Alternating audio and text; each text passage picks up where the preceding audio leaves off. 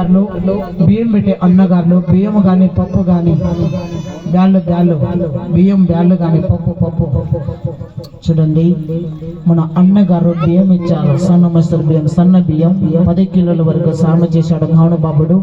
ఈ మాదిరిగా బియ్యం ఇచ్చే తల్లులు తండ్రులు బియ్యం అంటే గుణ ఇంటికి ఒక 2 కిలోలు కానీ 3 కిలోలు కానీ, వరి చేను ఉన్న వాళ్ళు ఇంటికి ఒక 5 కిలోలు 6 కిలోలు కానీ బియ్యం తీసుకొచ్చి ఇక్కడ పెట్టండి తల్లి, మీ పేరు నేను మైకులో చదివిస్తా. పేద కుటుంబానికి బియ్యం అన్న సామించండి తల్లిలో.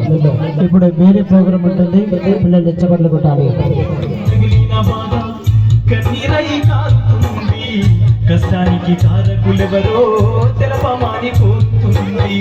కాలుండి కదలలేదు, నోరుండి అడగలేదు, ఎన్నేళ్ళ దుఃఖాన్నైనా ఎగలోనే దాచుకున్నా.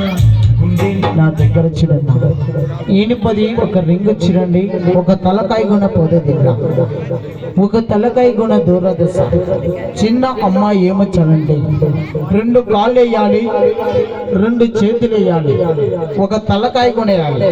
చూడండి పుట్టలో పాము ఏ మాదిరిగా దూరొస్తుంది.